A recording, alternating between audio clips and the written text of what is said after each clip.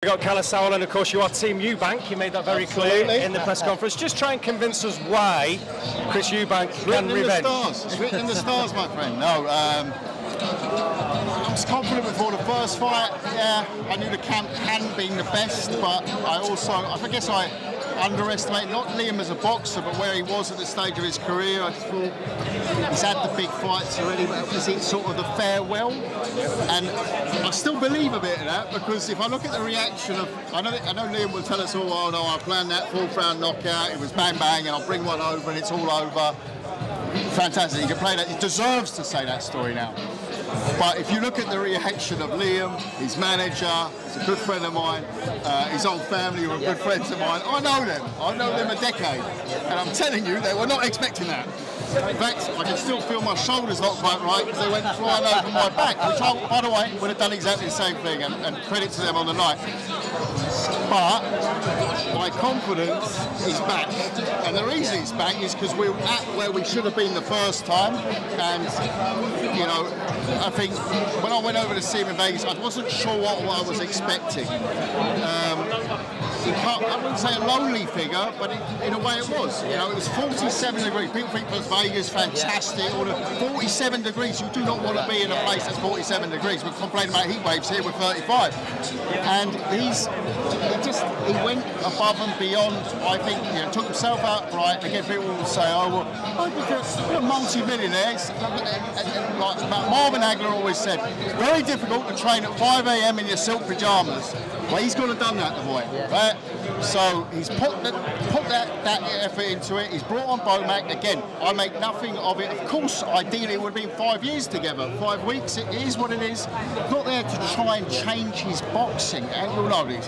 So he's there to organise the strategy of the camp, the final stage of the camp, the fight week, and most importantly, the fight itself.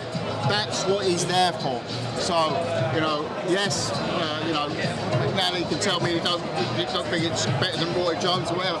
Roy and Senior had very similar functions as peak personas. Roy is one of the greatest fighters to ever lace gloves, and he will become a great trainer. But he's a single person. He doesn't operate in a team. Stylistic, yeah, exactly. And you know, but this isn't about like a trainer coming on and teaching him new stuff.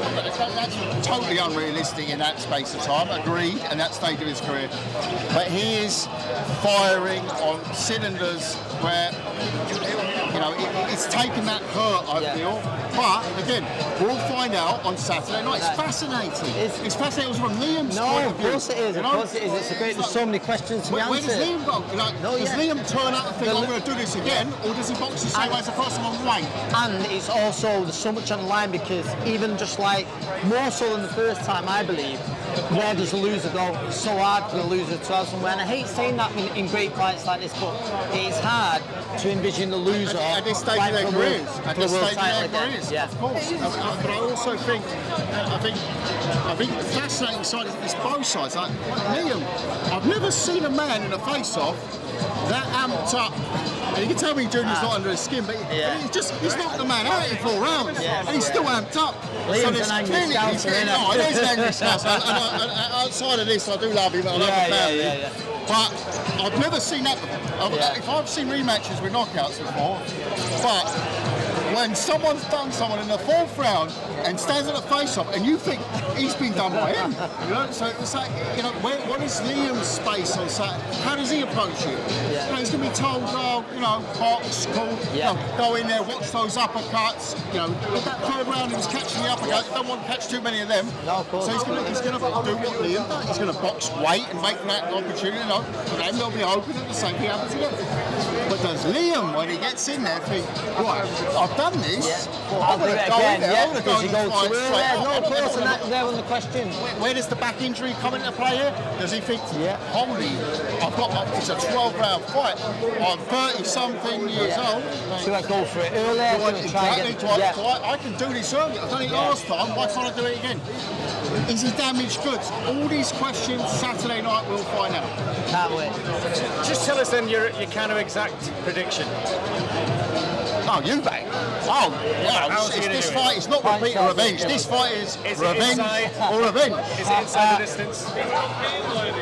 keep swaying back and forth. I'll speak again tomorrow. Today I'm saying points. Yesterday I was saying late.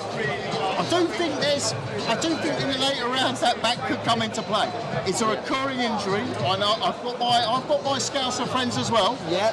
It's a recurring injury.